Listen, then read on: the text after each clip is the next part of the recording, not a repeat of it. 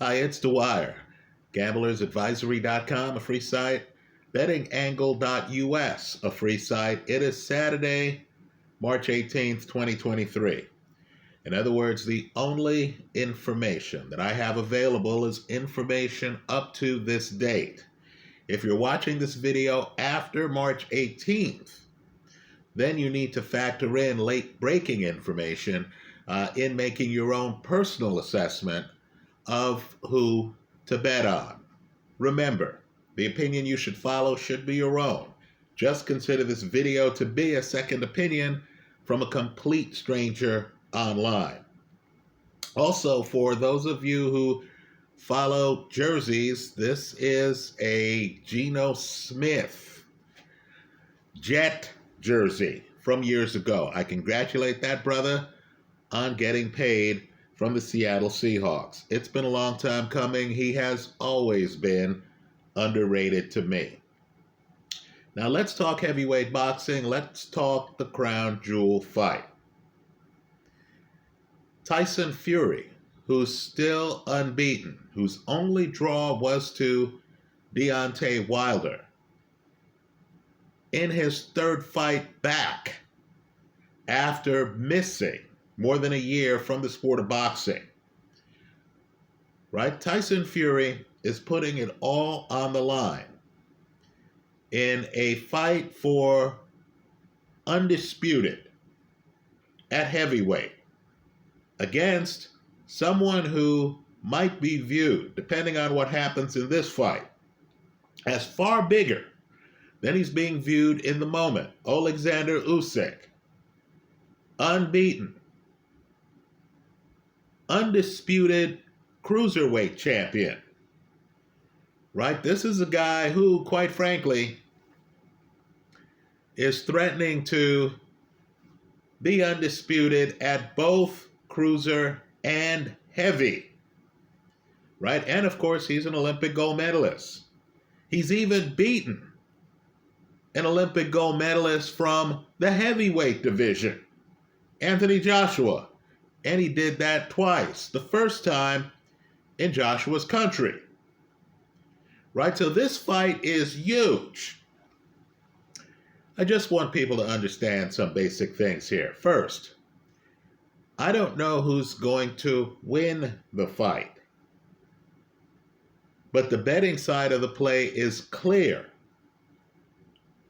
I believe the proper bet here is on Oleksandr Usyk. Right? I love Tyson Fury. I think Tyson Fury is a historical heavyweight. But something is not quite right.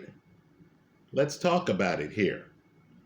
Right now, what I've noticed with boxing is that some great fighters, guys who can literally just cross the street and enter the Hall of Fame, feel a need to fight a contemporary who they understand has historical gravitas. So, and let's just be blunt here, Mike Tyson was past his prime.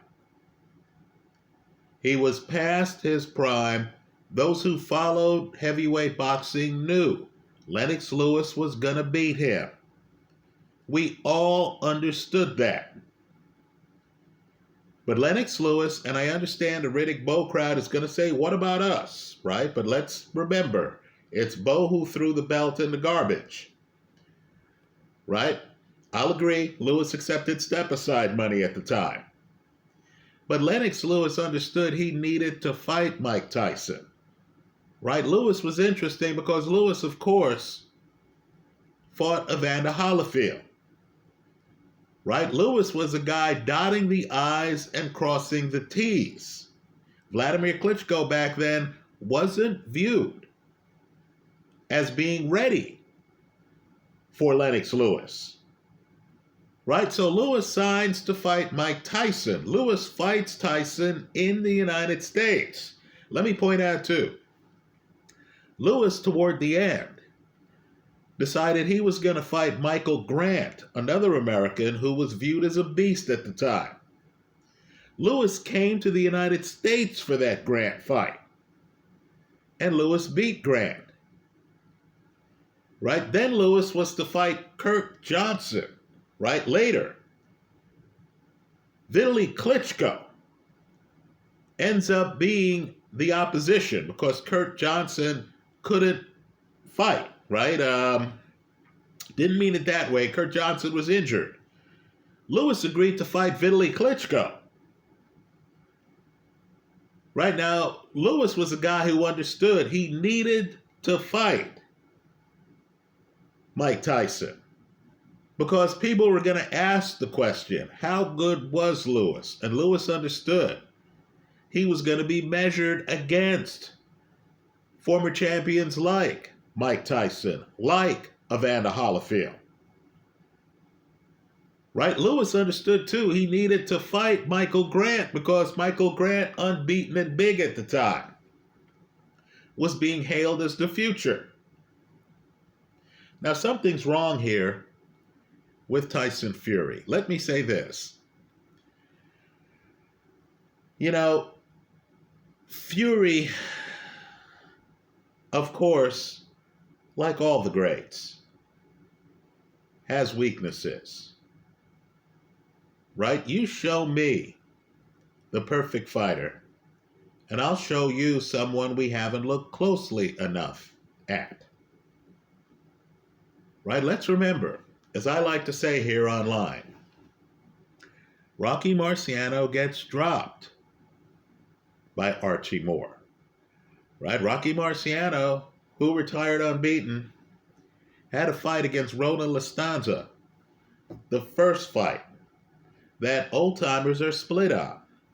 Did he win that fight? Rocky Marciano, when he fought for the heavyweight title, was getting dominated, and I mean dominated, by Jersey Joe Walcott. Understand, all Walcott has to do to win that fight is to stay on his feet. Rocky got the late round KO. Ezzard Charles splits Rocky's nose.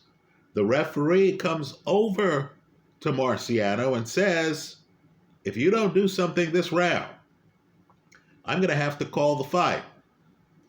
Marciano, in perhaps his greatest moment, stops Ezzard Charles. Right? Well, Floyd Mayweather gets roughed up by Castillo to the point where Harold Letterman on HBO, I believe, had Castillo winning the fight on his scorecard. Right now, we can debate it. What I want you to do is to look at Mayweather's face after that fight. Mayweather was a Ray Leonard type guy who looked clean after fights.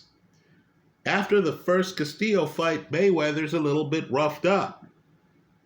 Understand, if Zab Judah just had more patience and maturity, he might have beaten Floyd because he knocks down Floyd. The ref blows it. Floyd's glove hits the canvas. Right? Floyd could not match Zab Judah's hand speed in the early rounds. Then, of course, Mayweather, as Mayweather does, because Mayweather's real game was mental. Mayweather was a safe cracker. Mayweather figures out Zab Judah. And then, of course, later in that fight, there's a controversy, and Zab Judah loses it. People jump in the ring and stuff like that. Ray Robinson. Let me just tell you, Randy Turpin beats him. I know everyone wants to talk about the Raging Bull, Jake LaMotta, who also beat Robinson. That was Robinson's first loss. But what I want people to do is to realize that Randy Turpin, Hall of Famer, by the way, beats Ray Robinson, takes his title. This is later in Ray's career. Then in the rematch, that's up for grabs, folks. That is up for grabs. Robinson couldn't back up Randy Turpin. But of course, knockouts cause amnesia. And Robinson got the knockout. Right now, Tyson Fury, as great as he is, something is wrong. We need to be concerned. right? Deontay Wilder had a contract with him for a third fight. Now, I'm just telling you, there are those in the sports history who would welcome that third fight. How many times did Manny Pacquiao fight Marquez? Right? If there are questions, there are many guys who will say, okay, I understand. I recognize who Wilder is. He's going to be a big paragraph on my boxing biography. Right? He's a guy who I hopped in the ring with when he was unbeaten and he had a belt. I got knocked down twice in that fight. That fight was ruled a draw. The second fight, okay, I had my way. Right? People wanted a third fight. More importantly, Wilder had a contract with Fury for a third fight. Why the hesitation? Why did Wilder have to take Fury to court to get that third fight?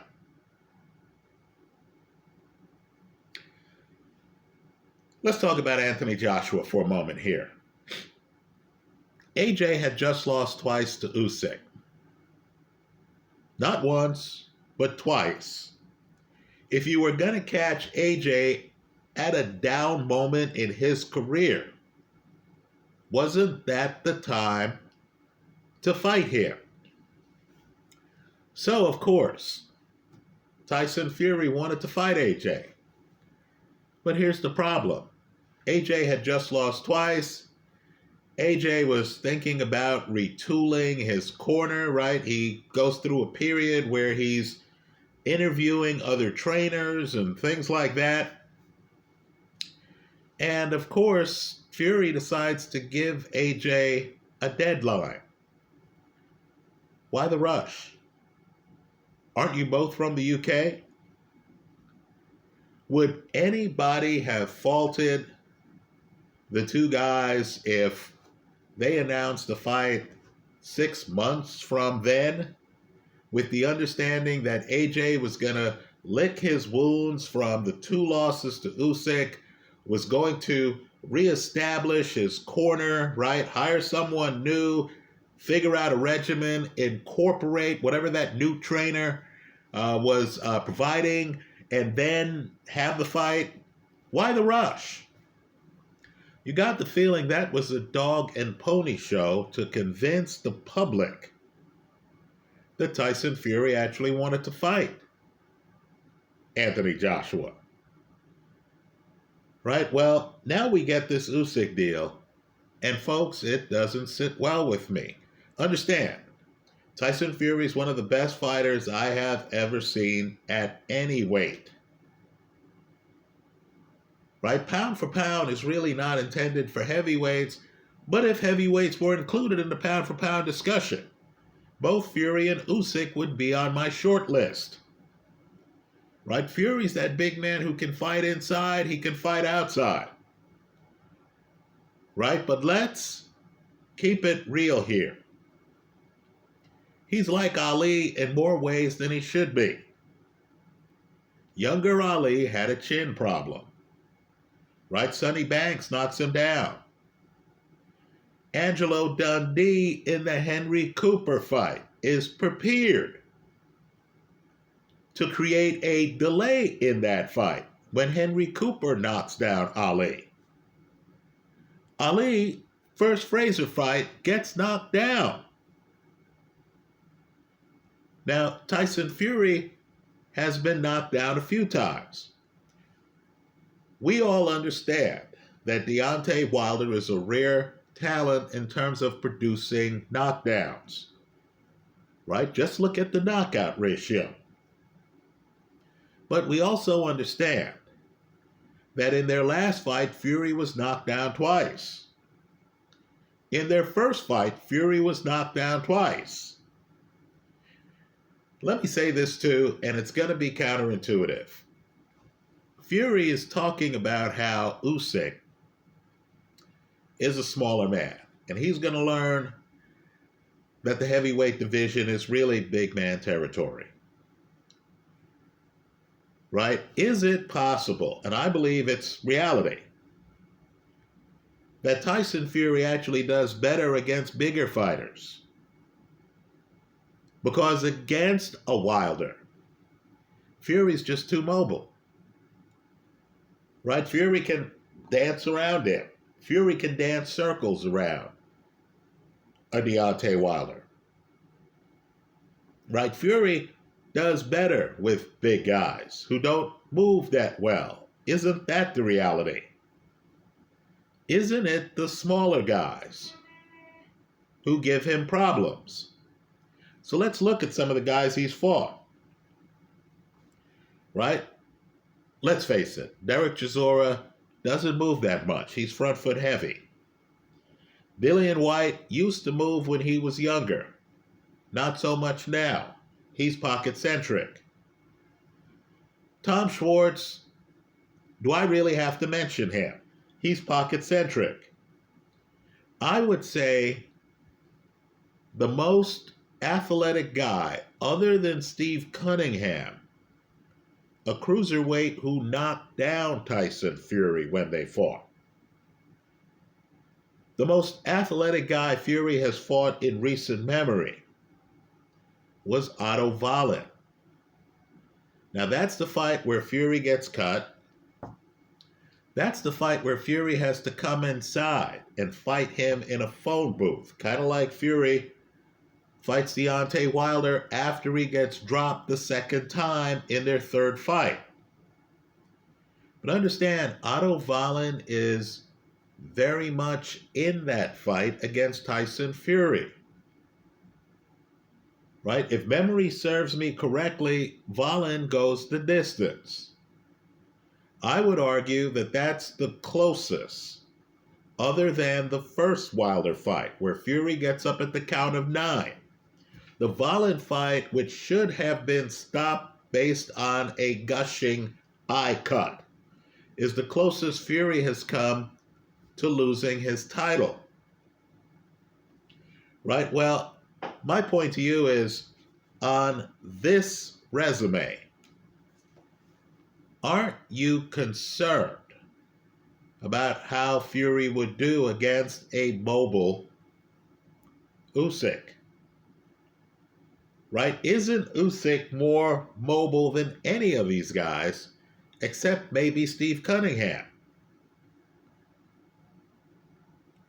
I would argue that the advantages in foot speed and spacing that Fury has against bigger guys like Wilder is gone against Usyk. Right? Usyk's going to be moving around the ring, folks. If Fury tries to back up on Usyk, Usyk can follow him. Where was Usyk when he stopped Tony Bellew? Wasn't Bellew by the ropes? Wasn't Usyk in front of him? Did you ever get the feeling in that fight that Bellew could move away from Usyk? Right? Understand too, against a Wilder, Fury could go southpaw.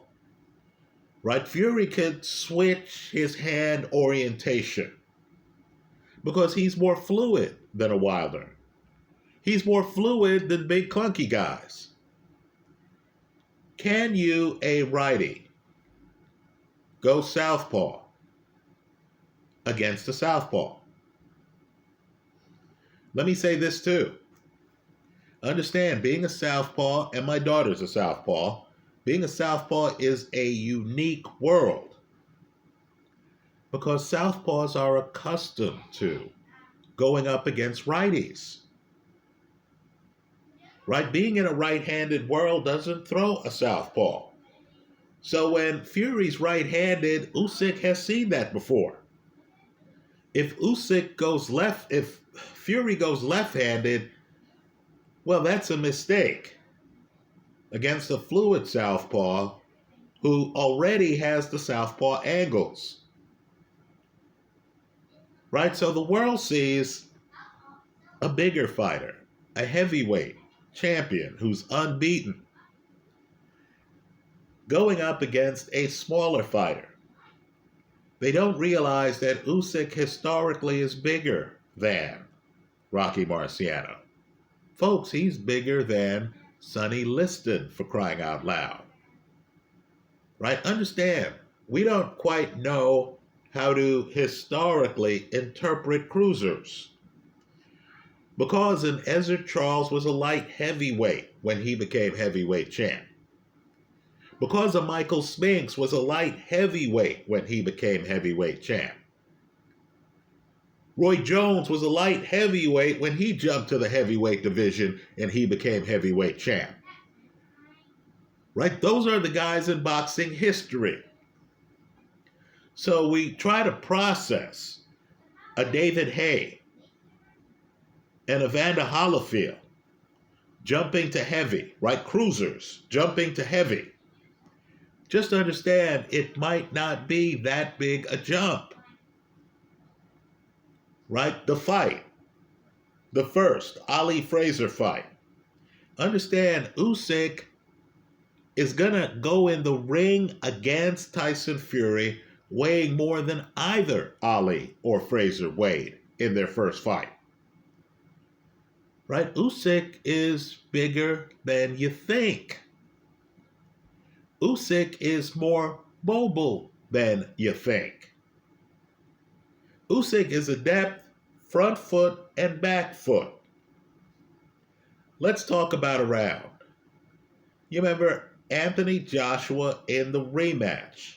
Looks for a second there like he's hurt Usyk. Understand, the crowd is into it. Joshua is more popular than you think.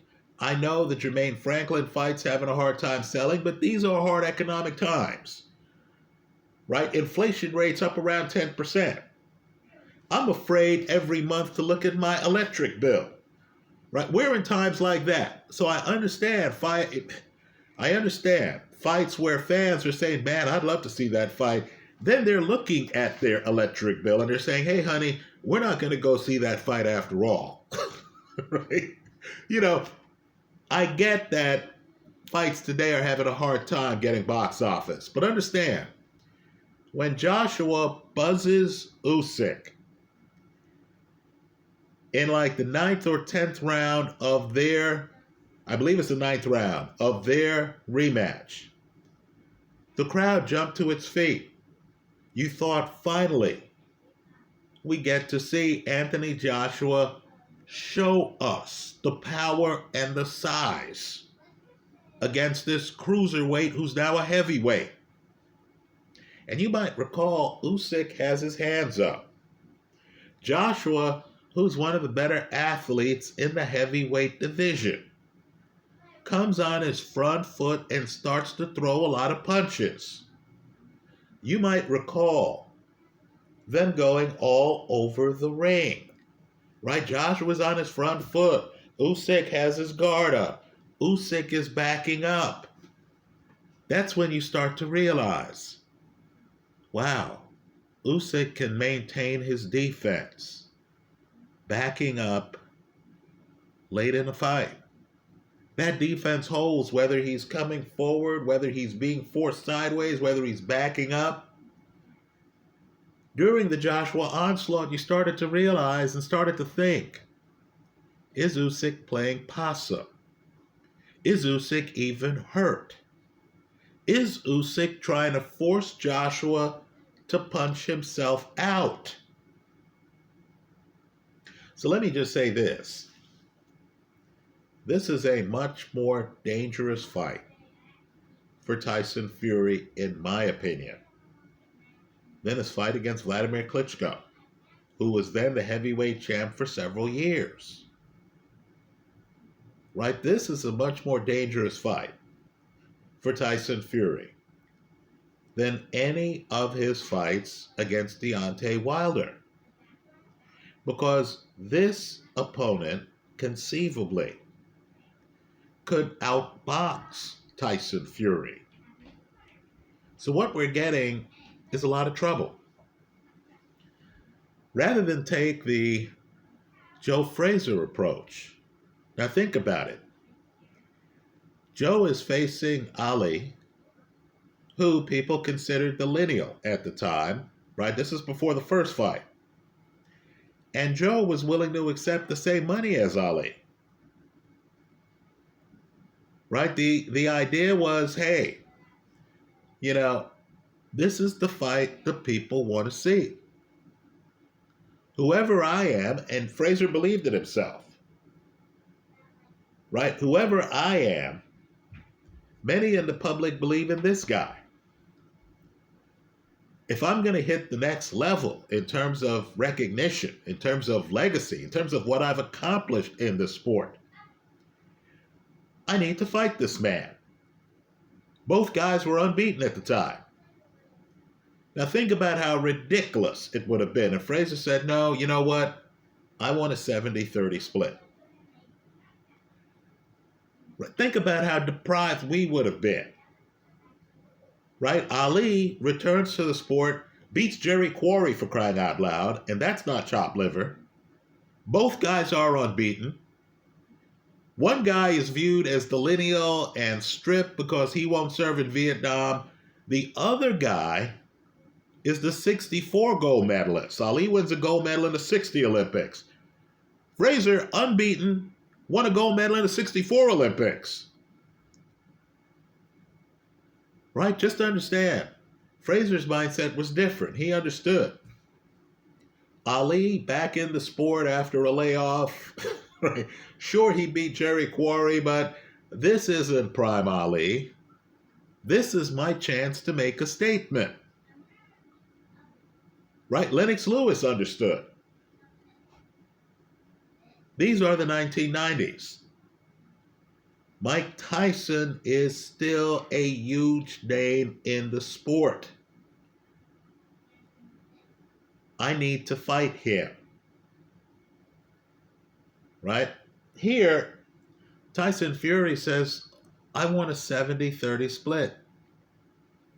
There's even foolish talk about having the fight at the end of April.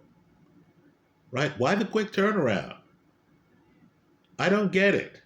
Wouldn't the public benefit more if both guys have a full and complete opportunity to train?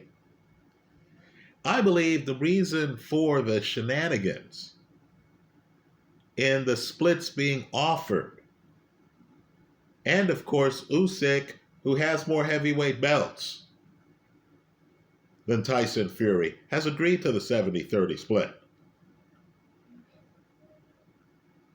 Right? Usyk understands. I can't be considered the top shelf of the heavyweight division unless I beat Tyson Fury. Right? I'm shocked that Fury doesn't see this as a legacy-making opportunity. I'm shocked that this is the latest in a pattern of Fury demanding too great of a split. Right? This is a unification match, guys. He's not facing a contender. He's facing another champion. I'm surprised Fury wants too great a split and wants too quick a turnaround.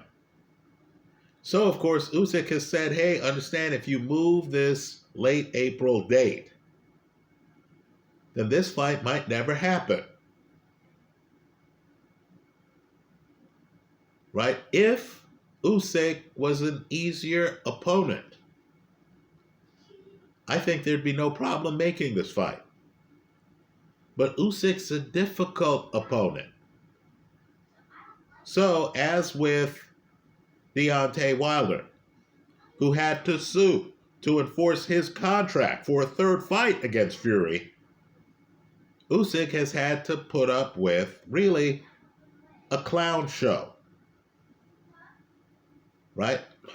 I have a lot of respect for Tyson Fury, but this is a clown show at this point. Right? Okay, you want me to take 30%, even though you and I know I'm the only guy in the sport who can make this fight undisputed. Okay, you want me to take 30%? I'll take 30%. Then you're hearing you have to fight in April. It's like, hey, player, How much do you want me to bend over? It's like I'm here bringing my belts to the table. All I want is a chance to get in the ring with you to see who wins the fight. And you want all these bogus concessions. So, yeah, I think Tyson Fury knows he can lose this fight. I think his legacy would take less of a hit if he got punched and dropped and knocked out, right? In a fight he was dominating. Let's say Deontay Wilder got in a great shot, a Wilder shot, we'll call it, and knocked out Fury in that third fight they had. You know, people say, oh, wow, he was doing well, but for that one shot. Okay, fine. I think it's more damaging to his legacy for a guy to come in the ring with him and to outbox him. Right? Let me just say, Fury gets desperate in that Steve Cunningham fight. What's interesting in that Steve Cunningham fight is Cunningham, a cruiser, is loading up on right hands before he throws and lands the home run punch. Also understand, when Fury gets off the canvas, Fury is desperate. And Fury then starts coming in and roughhousing Steve Cunningham. Usyk now has the benefit of that film. Right? Understand, if Usyk had enough power to stop Tony Bellew, he has enough power, if he lands right, to stop Tyson Fury. If he drops Fury, if he's looked at the Otto Wallin film, Wallin doesn't drop him, but Fury gets desperate and has to come in and go flat-footed and stay in the pocket. If he looks at the third Wilder fight, where Fury gets desperate after getting knocked down a second time, that second knockdown is the hardest knockdown Fury's ever had to come back from. Right? The second knockdown in the first fight, I just get the feeling Fury blacks out. Then during the count, Fury wakes up and he's lucid. That third Wilder fight, Fury gets knocked down. Folks, he's hurt. When he gets back up, he's a shell of himself the next round. Right? If Fury goes down, and that's a distinct possibility, folks, because Usyk has that level of power. Just look at the last round of the first Joshua fight. Just look at how relieved Joshua is in the UK to go the distance with Usyk in that fight. So let me just say this. I'm not convinced that Fury-Usyk fight ever happens.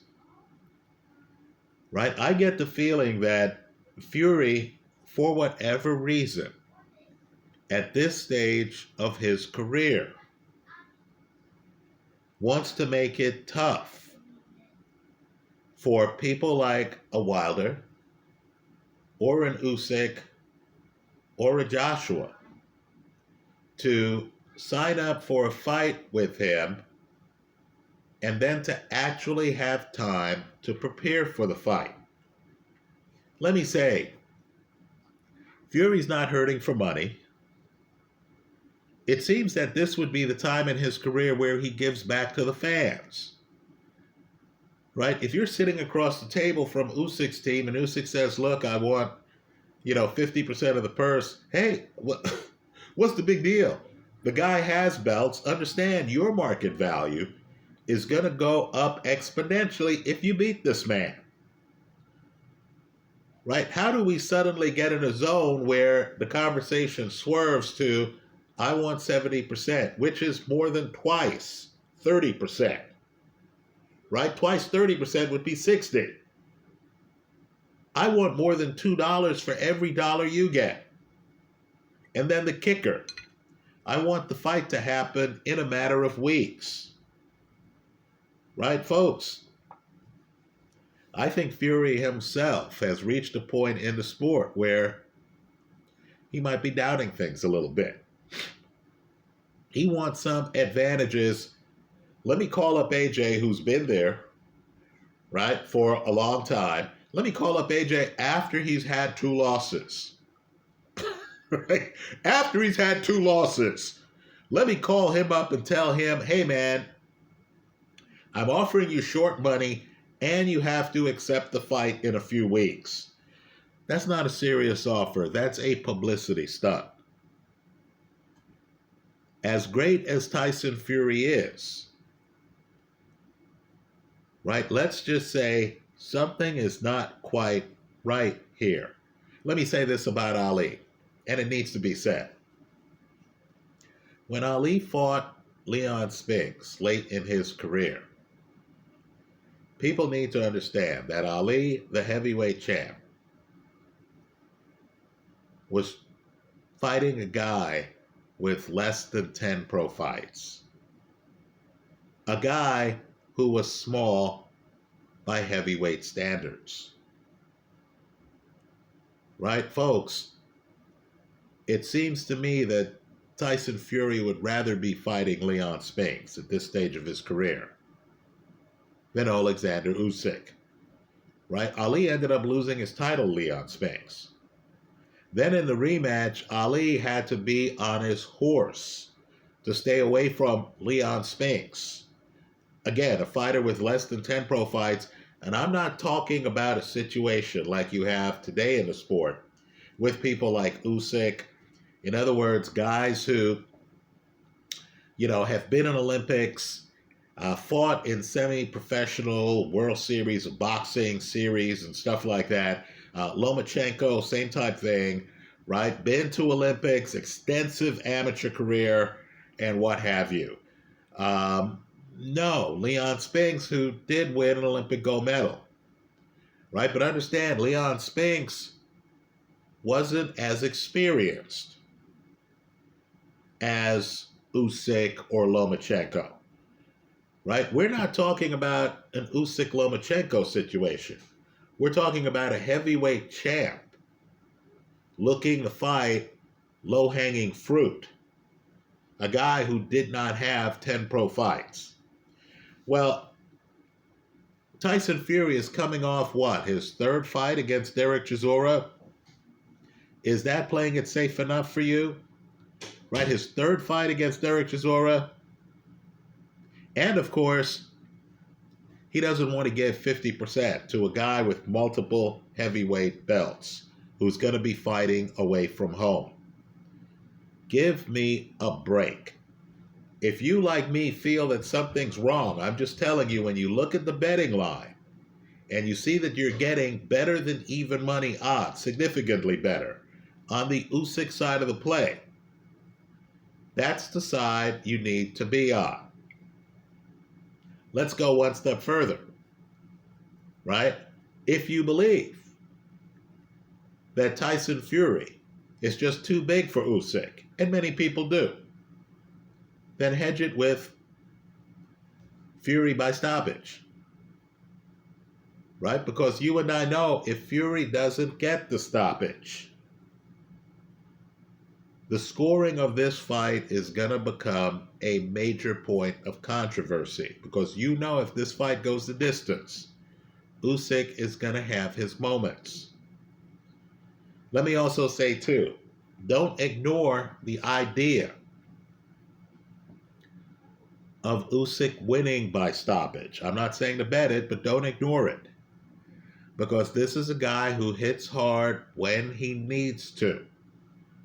If you doubt that, please just look at the 12th round of the first fight against Anthony Joshua. Let me hear from you. I think Usyk is the betting side of the play, and I'm a huge Fury fan. I picked Fury over Klitschko. This is a tougher fight than that. Tell me where I'm wrong in the comment section of this YouTube video. Thanks for stopping by.